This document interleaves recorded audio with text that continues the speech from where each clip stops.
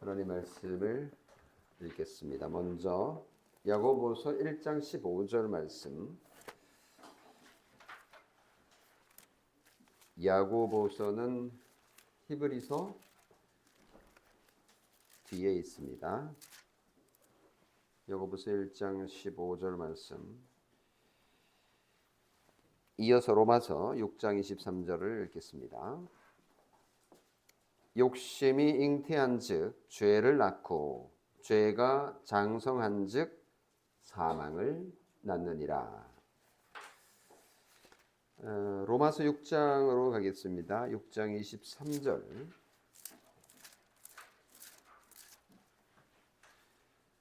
로마서 6장 23절 제가 읽습니다. 죄의 삭은 사망이요 하나님의 은사는 그리스도 예수 우리 주 안에 있는 영생이니라. 아멘. 우리 교리 따라 성경 암송을 우리 어린이들이 열심히 하고 있습니다. 그것을 계기로 교리의 순서에 따라서 제가 설교를 하고 있습니다. 어린이들 열심히 외우기만 하고 이게 무슨 뜻인지 충분히 알지 못하면 그 의미가 많이 떨어지겠다라는 생각으로 설교를 시작을 했는데요. 20문, 21문 오늘 가지고 설교를 하려고 합니다. 오늘 주제는 죄와 벌. 제목이 무시무시하고 가능하면 생각 안 하고 싶은 그런 주제입니다. 특히 현대인은, 우리 다 현대인이죠. 죽음을 단순히 자연현상으로 생각하려는 경향이 있습니다. 사실은 뭐 현대인뿐만 아니라 지나간 세대도 그렇죠. 죽음은 생명의 순환 중 한 단계의 마지막 단계에 불과하다. 이런 정도로 생각하는 거죠. 그러다 보니까 죽음을 생리적으로 그냥 막연하게 두려워하는 것이 보통인데 그거 두려워할 필요 없어 라고 가르치기도 합니다. 그래서 당당하게 죽어가는 멋있는 사람들도, 멋있어 보이는 사람들도 종종 있습니다. 그리고 굳이 뭐 슬퍼할 것도 없어. 난 그냥 자연에서 와서 자연으로 돌아가는 것뿐이야. 엄청 멋있지 않습니까? 심지어 어떤 사람들은 죽음을 상당히 낭만적으로 그리는데요. 죽음은 또 다른 시작이야. 멋있지 않습니까? 또는 죽음은 자연의 품으로 돌아가는 거야. 받아들여야 돼. 되게 멋있습니다. 근데 오늘 이 신문은 이렇게 묻습니다.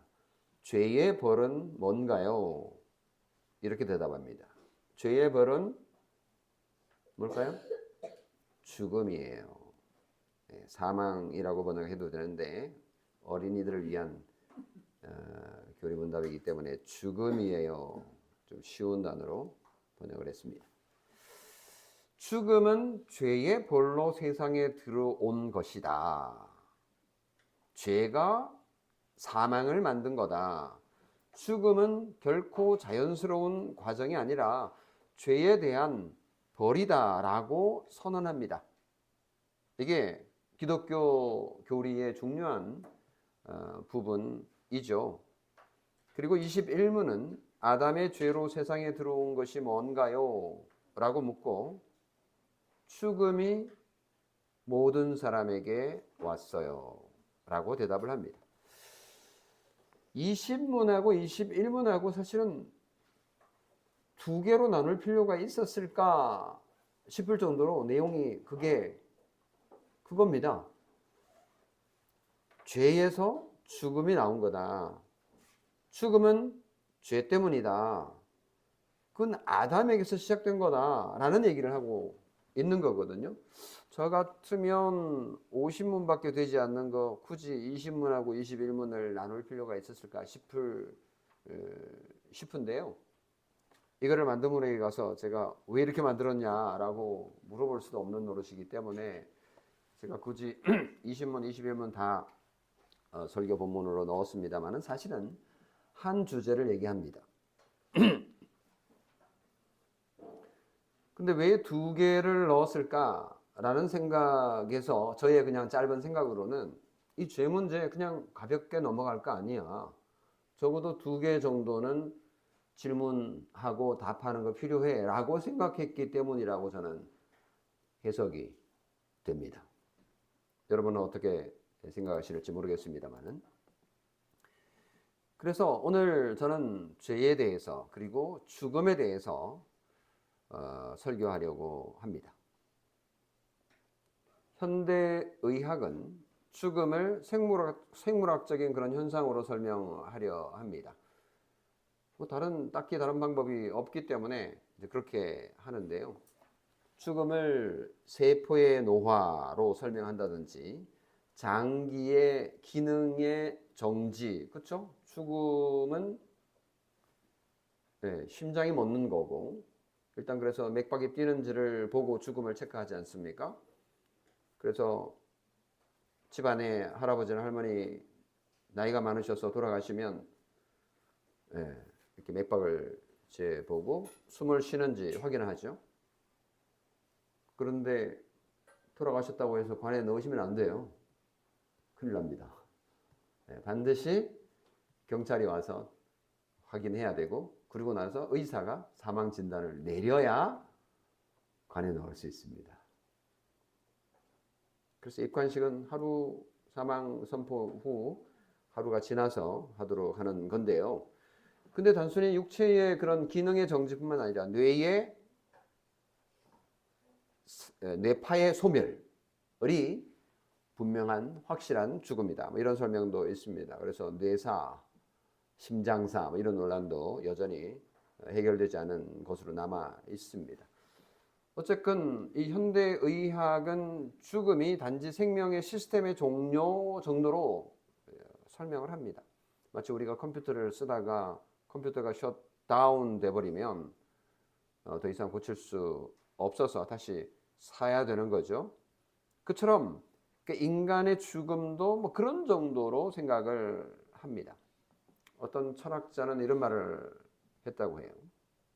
죽음을 향한 존재로서 진정성 있게 살아라. 이 말은 죽음을 인정하라는 거죠. 받아들여라는 거죠. 그게 성숙한 거야. 라고 말하는 겁니다. 그래서 세상 종교들도 이 죽음에 대한 상당한 정리를 하고 있습니다. 나름. 예를 들면 불교는 죽음을 윤회의 한 과정으로 상당히 담담히 받아들입니다. 네. 그리고 뉴에이지 사상을 믿는 현대 철학들은요, 죽음을 영적 진화의 단계로 믿기도 합니다.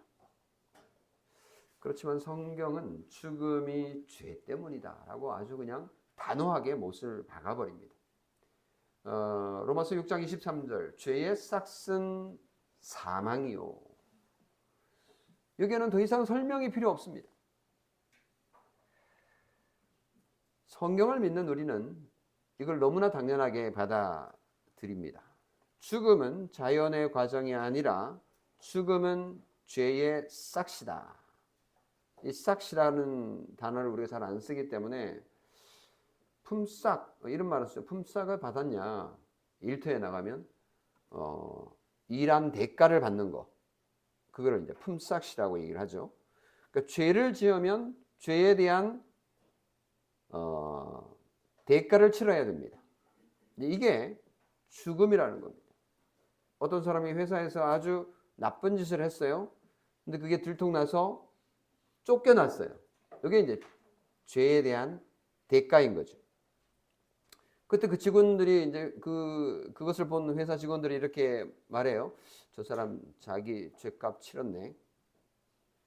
이런 의미로 죄에 대한 삭스로 죽음이 인간에게 임한 것이다 라고 성경은 말하고 있습니다.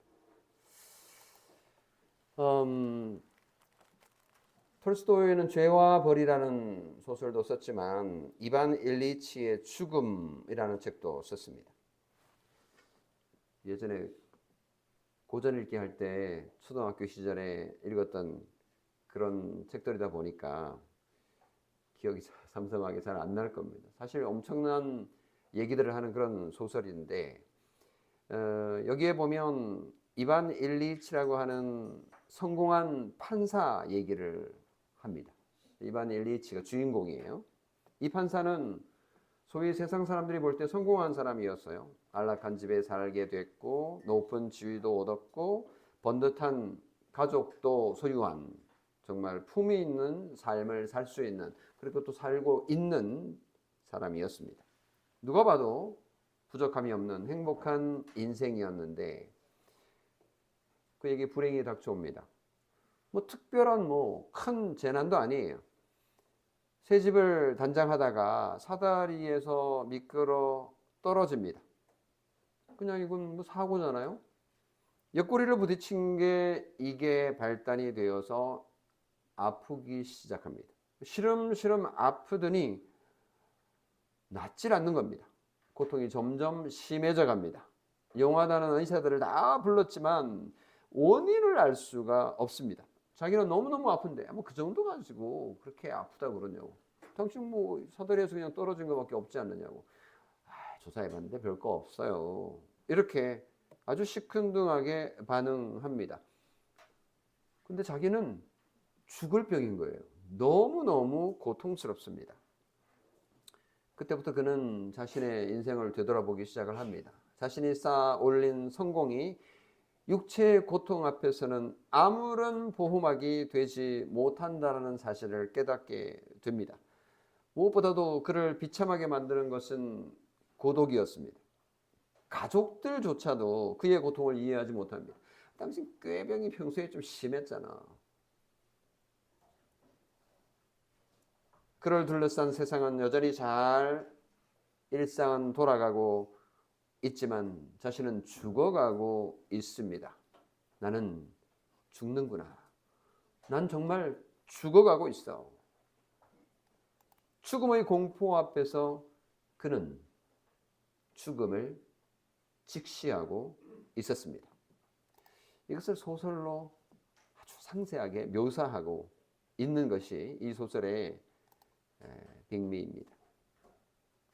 자신이 평생 추구해온 명예와 재산, 그리고 그 모든 자신이 생각하는 가치, 올바른 삶이 사실은 거대한 기만에 불과했고 헛된 것에 불과했다는 것을 깨닫게 되면서 죽어갑니다. 그걸 아주 문학적으로 기가 차게 그려냅니다. 이 문학 작품의 위대함은 무엇입니까? 그의 기교가 아니라 모든 인간은 죽는다라는 사실입니다. 그 죽음은 인간의 죄 때문이라는 것이고요. 그래서 그는 마지막 장면에서 임종의 순간에 그 가족들에게 이렇게 말하려고 했지만 혀가 꼬여서 내뱉은 말이 다른 말을 하게 됩니다. 이건 이제 러시아어의 어떤 그 워드 뭐라 그러죠? 그런 언어의 유희인데 프로스티라는 말을 하고 싶었는데 근데 그건 자신의 죄를 용서해 달라. 그러니까 자기의 죽음이 죄 때문이라는 걸 이제 인식하게 됐다라는 거. 용서해 주라. 프로스티라고 말하고 싶었는데 프로프스티라고 말하면서 끝납니다. 그 말의 뜻은 나 가게 해줘.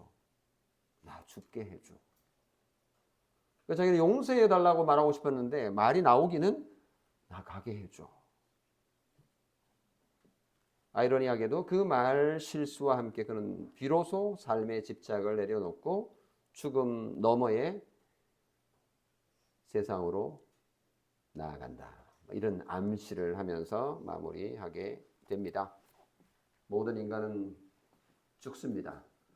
죽음은 성경은 세 가지 영역으로 말하는데요. 첫 번째는 영적인 죽음이고, 두 번째는 육적인 죽음일 테고, 세 번째는 영원한 죽음입니다. 첫째, 영적 죽음. 영적 죽음이란 인간이 죄로 인해서 하나님과의 관계가 끊어진 상태를 말합니다. 육체는 살아있지만 영은 하나님을 향해서 무감각하고 무능력한 상태로 변한 건데요.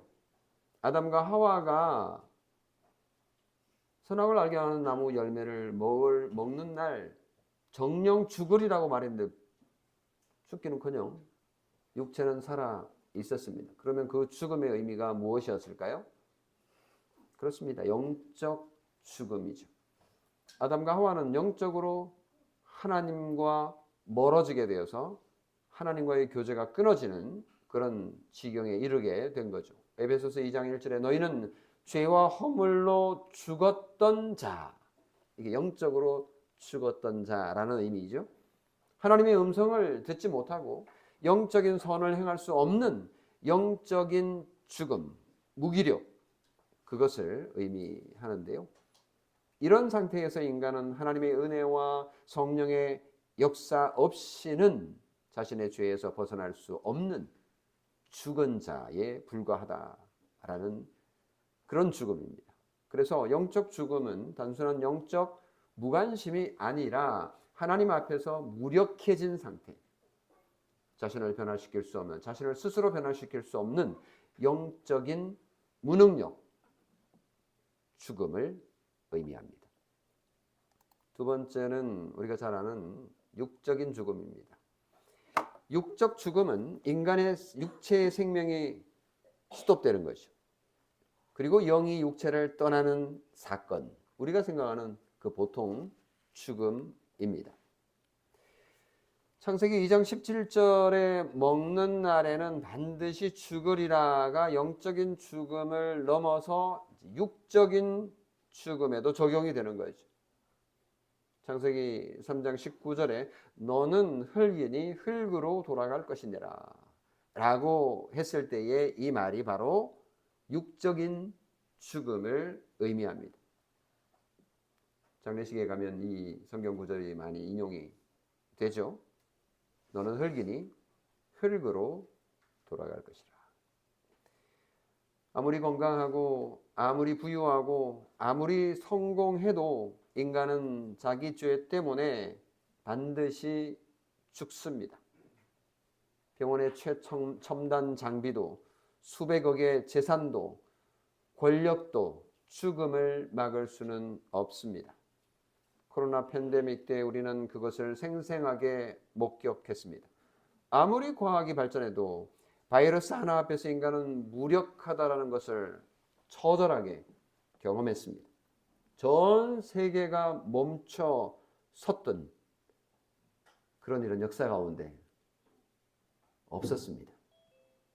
장례식장에는 관들이 줄을 섰었죠. 죄로 인한 육체의 죽음이었습니다. 세 번째, 영원한 죽음입니다. 이 영원한 죽음은 육적 죽음 이후의 영원한 영혼의 상태를 말하는데 요한계시록 20장 14절에 보면 둘째 사망이라는 단어가 나옵니다. 이게 바로 영원한 죽음, 죄에 대한 심판을 받고 나서 완전히 멸망하는 것을 말하는데요. 첫째 사망은 우리의 육체적인 죽음을 얘기하는 거고, 둘째 사망은 영적인 죽음을 말하는 것으로 해석할 수 있는 겁니다. 이것은 단순한 생명의 종료가 아니라 하나님과의 영원한 단절, 다시 말하면 하나님의 면전에서 영원히 멀어져 있는 상태를 의미합니다.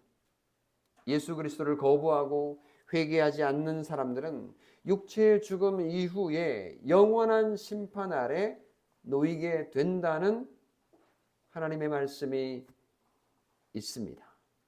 마태복음 25장 46절에 보면 영원한 형벌이라는 단어가 나오는데 이 영원한 죽음의 모습을 성경은 우리에게 경고하고 있습니다. 하나님의 은혜 바깥에 있는 모든 이들의 최종적인 단계가 바로 이 영원한 죽음입니다.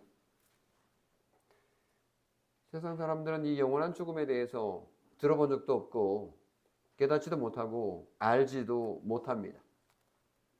따라서 영원한 죽음은 가장 심각한 영적 현실임을 우리는 성경을 통해서 확인하게 됩니다.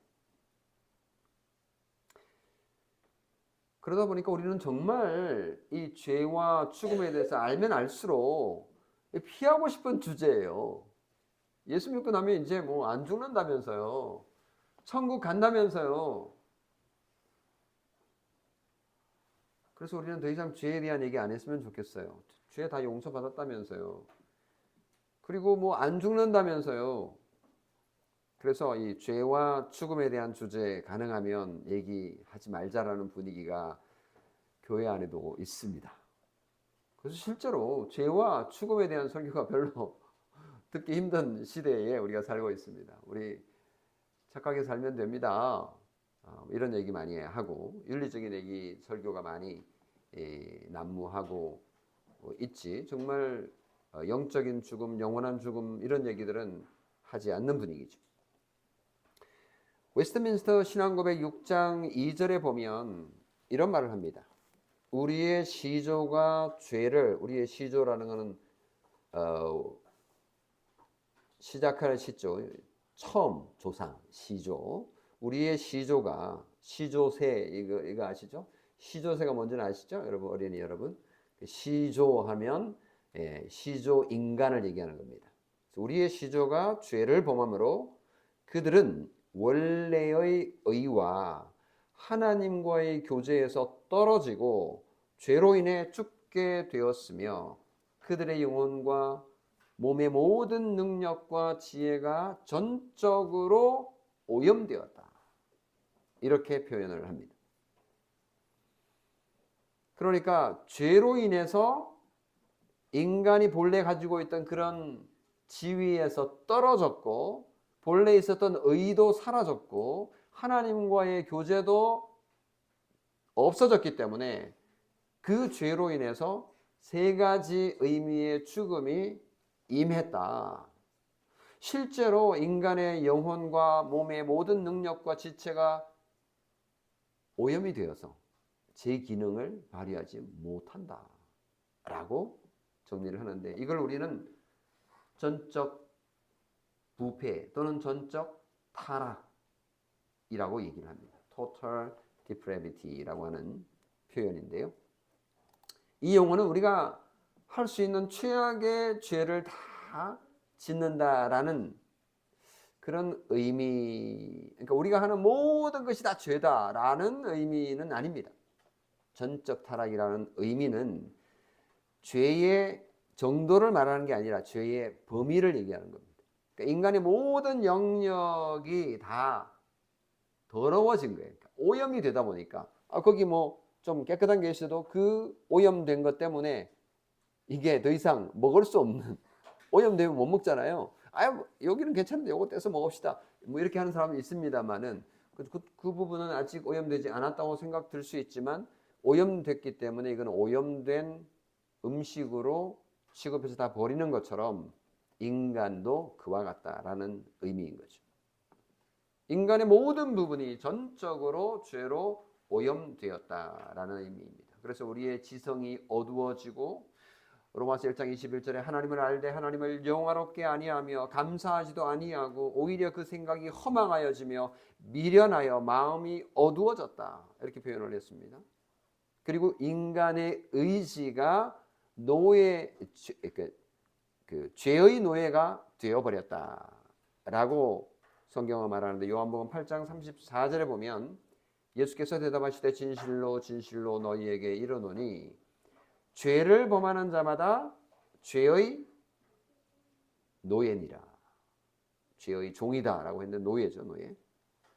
그래서 인간의 의지까지도 죄의 노예가 되어 있는 거다. 그리고 인간의 감정도 왜곡되었습니다. 우리는 선을 싫어하고 악을 좋아하는 성향을 가지고 있어요. 요한복음 3장 19절에 빛이 세상에 왔으되 사람들이 자기 행위가 악함으로 빛보다 어둠을 더 사랑한 것이니라.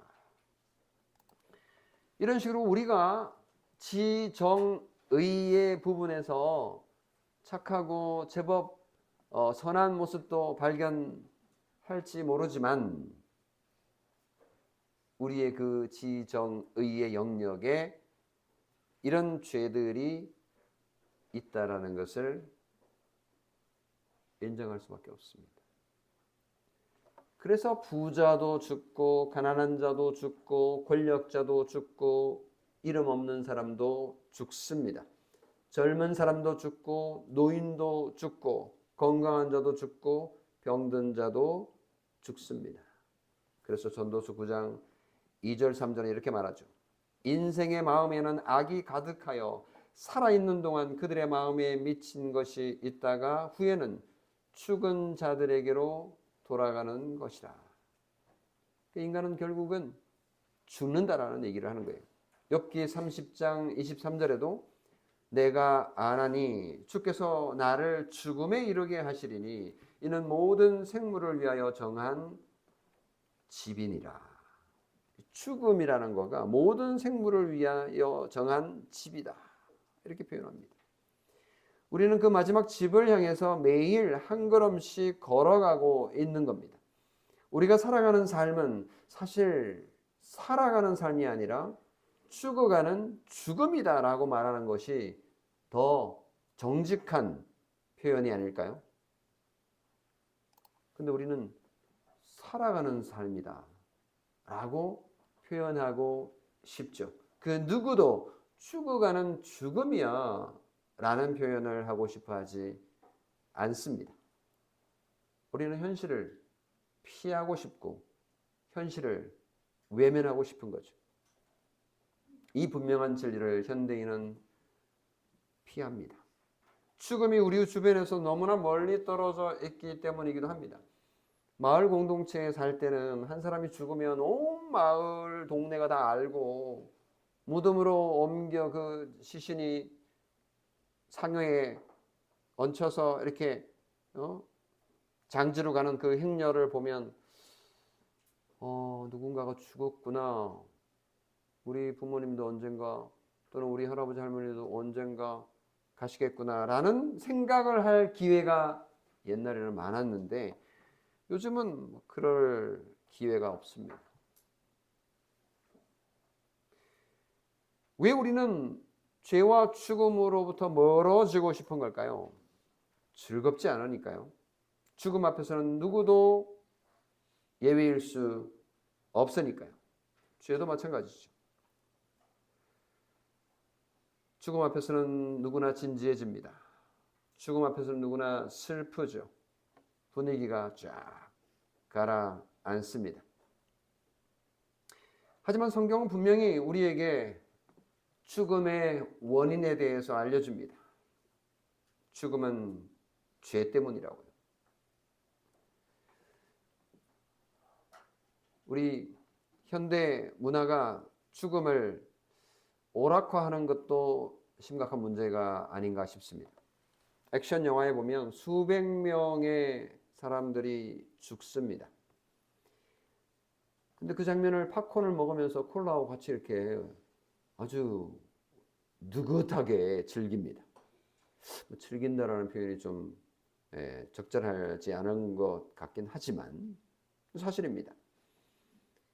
드라마에 나오는 죽음은 그냥 극적인 장치일 뿐입니다.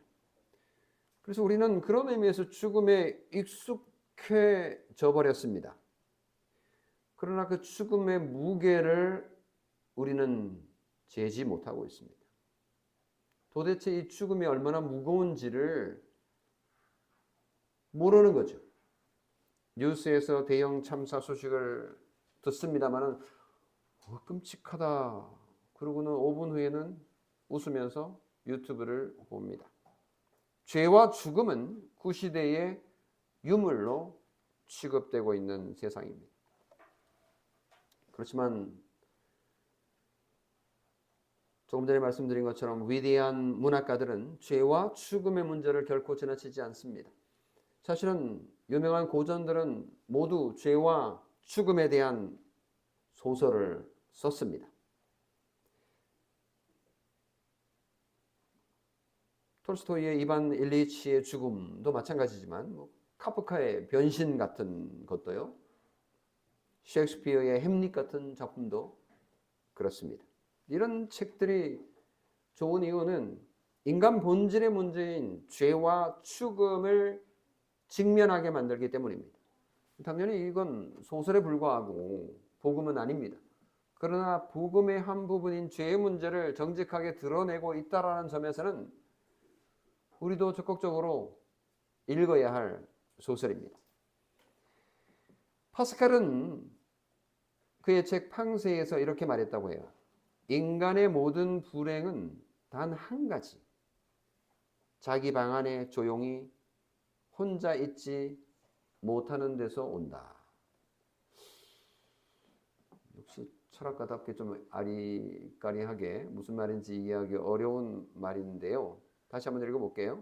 인간의 모든 불행은 단 한 가지인데 자기 방 안에 조용히 혼자 있지 못하는 데서 온다 라는 말을 했는데, 이 말은 인간 자신의 불행과 죄와 비참 그리고 죽음 앞에 직면하고 진지하게 생각하지 않는 것에 있다라는 뜻입니다.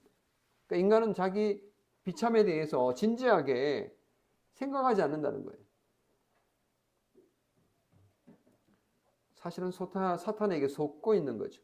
괜찮아. 그런 건 그저 죄의식을 부추겨서 너를 악하게, 약하게 만들 뿐이야. 인간의 불행과 비참과 죄를 직시하지 말고 덮어버려. 없는 것처럼 여겨. 라고 꼬드기는 거죠. 그 꼬드김에 훅 넘어가 버리는 것입니다. 성도 여러분, 속지 말아야 합니다. 현대인이 바쁘게 살아가는 이유가 뭘까? 그 이유를 누군가 말을 했는데, 일하고 쇼핑하고 여행하고 모임에 가고 SNS를 하고 그렇게 합니다. 그렇게 열심히 사는 이유는 한 가지라는 거예요. 죄와 죽음을 잊어버리기 위해서. 나는 죽어가고 있다라는 사실을 잊어버리기 위한 일하는 거예요. 아닌데? 라고 생각하지만 곰곰이 생각해 보면 사실입니다. 우리가 아무리 바쁘게 살아도, 아무리 즐겁게 살아도 죽음은 우리에게 점점 다가오고 있다는 사실을 없앨 수는 없습니다. 아무리 외면해도 죽음은 빛의 속도로 다가오고 있습니다. 인간은 죽습니다. 협박이 아닙니다. 진실입니다. 아무리 건강한 사람도 죽습니다. 아무리 성공한 사람도 죽습니다. 아무리 젊어도 죽음을 피할 수 없습니다. 죽음은 그냥 자연으로 돌아가는 것 이상입니다. 죽음은 죄에 대한 싹시기 때문입니다. 죄에 대한 하나님의 벌이기 때문입니다. 죽음은 죄값을 치르는 것입니다. 그래서 로마서 3장 23절에 모든 사람이 죄를 범하였음에 하나님의 영광에 이르지 못하더니 라고 말합니다. 나는 살인한 적도 없고 도둑질한 적도 없습니다 라고 항변하고 싶겠지만 마태복음 5장 21절 22절에 이렇게 말합니다. 옛사람에게 말한 바 살인하지 말라 하였다는 것을 너희가 들었으나 나는 너희에게 이르노니 형제에게 노하는 자마다 심판을 받게 되고, 형제에게 화를 낸 것 가지고 사망의 판결을 받게 된다라고 말하고 있습니다. 마태복음 5장 27절 28절 간음하지 말라 하였다는 것을 너희가 들었으나 나는 너희에게 이르노니 음욕을 품고 여자를 보는 자마다 마음에 이미 간음하였느니라 라고 말합니다. 하나님의 기준에서 보면 우리는 모두 살인자고 우리는 모두 간음자입니다. 우리는 모두 도둑놈, 그리고 입니다. 히브리서 9장 27절에 말합니다. 한 번 죽는 것은 사람에게 정해진 것이요 그 후에는 심판이 있으리라. 모든 인간은 죽습니다. 뒤서거니 앞서거니 할 겁니다. 그리고 죽은 후에는 심판이 있습니다. 심판대 앞에 설 것을 준비해야 되지 않겠습니까? 저는 착하게 살았어요. 남보다 쟤보다 나아요. 아닙니다. 거룩하신 하나님 앞에서 당신의 죄가 다 드러날 겁니다. 생각의 죄, 말의 죄, 행동의 죄, 당신이 잊어버린 죄들까지 모두 다 하나님 앞에 드러날 겁니다. 죄의 값은 사망이요 라는 말씀으로 하나님께서 우리를 심판하실 것입니다. 이것이 우리가 직면해야 할 성경의 진리입니다. 나는 죄인입니다. 나는 죽을 죄인입니다. 나는 내 죄로 죽었고 또 앞으로도 죽을 겁니다. 아무도 이 운명에서 제외될 사람은 없습니다. 목사인 나도, 장로님도, 집사님도, 청년도, 학생도 우리 모두는 죄에 버린 죽음을 향해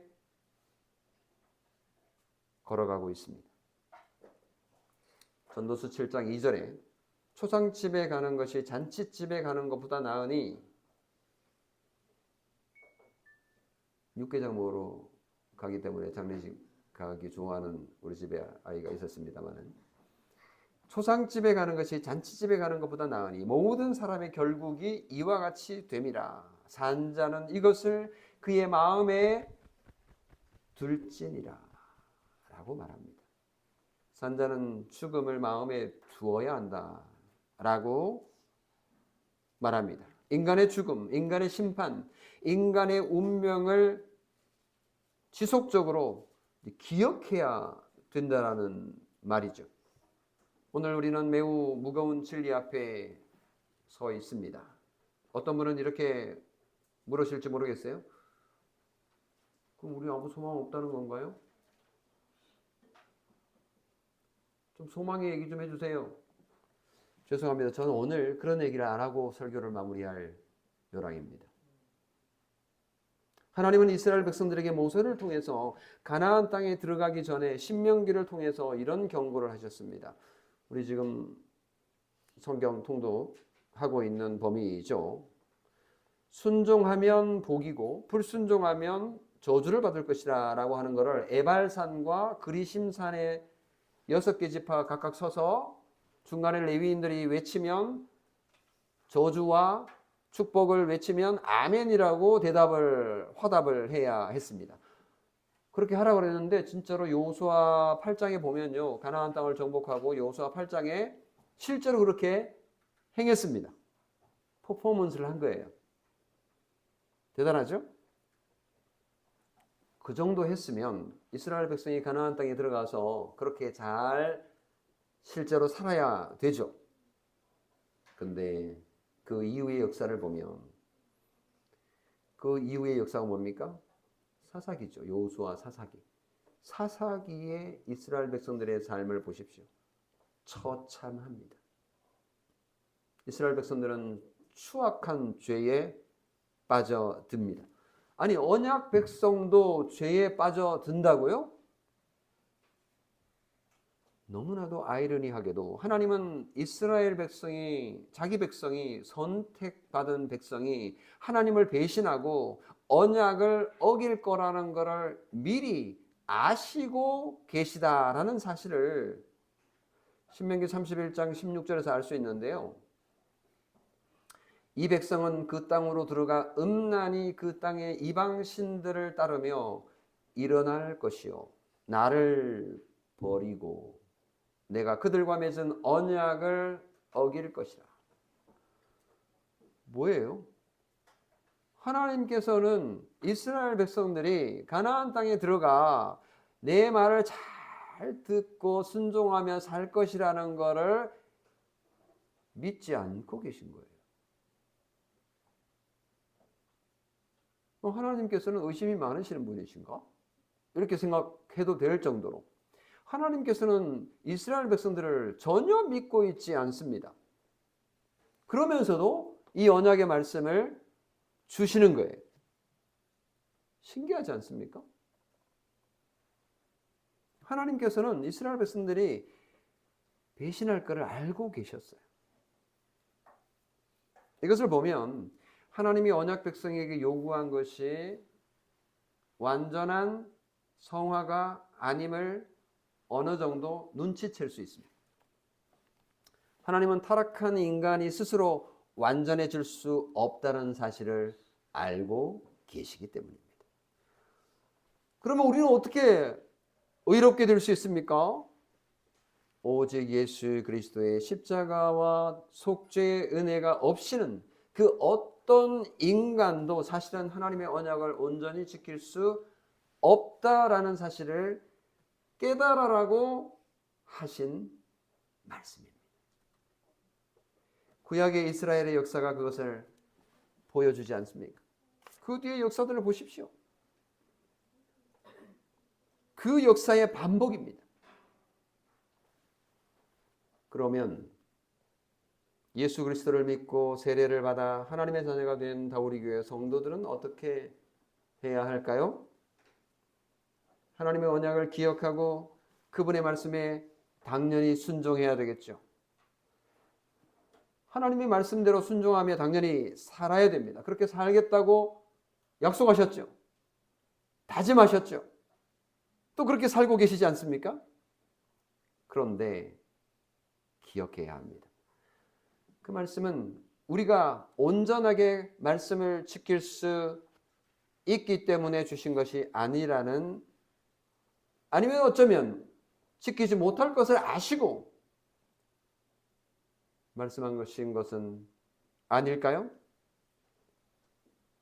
그래서 죄와 죽음을 매일 묵상해야 되는 거야.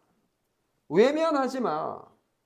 내 처지가 어떠한지, 어떤 존재인지 죽음을 기억해.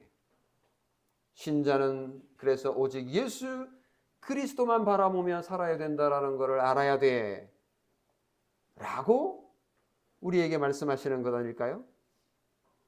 그렇다면 우리는 매일, 매 순간, 매 주일 우리 앞에 놓인 죄와 죽음을 피할 것이 아니라 직시하고 깨닫고 회개하고 겸손히 하나님의 은혜와 예수 그리스도의 사랑과 성령의 교통하심을 바라야 하지 않을까요? 오늘 우리는 우리 자신의 진짜 모습을 조금 살펴보았습니다. 우리가 죄인이고 그 죄로 인해서 죽음이 임했고 또 임할 것이라는 사실을 알고 인정합니다. 우리는 죽을 겁니다. 우리는 심판받을 겁니다.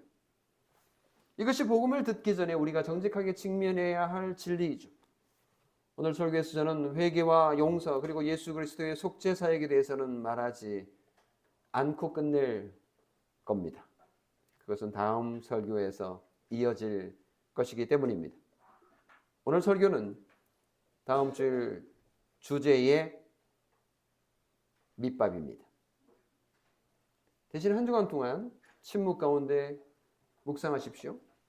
나의 죄를, 그리고 나의 죽음을, 그리고 나의 심판을 말입니다. 그러나 또 한 주간 무슨 일이 벌어질지 모르기 때문에 그럼에도 불구하고 우리의 죄와 우리의 죽음을 해결하신 분이 계시다라는 것, 그것은 말씀을 드려야 되겠습니다.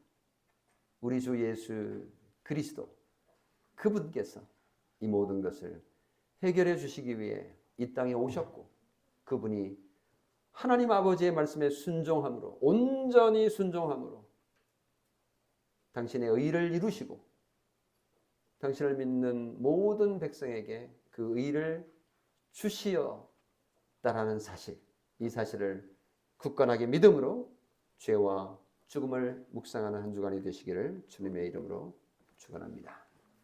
기도하겠습니다. 살아계신 아버지 하나님, 오늘 우리에게 주신 하나님의 경고의 말씀, 우리 인간이 처한 진실한 본 모습을 오늘 우리에게 알려주시니 고맙습니다.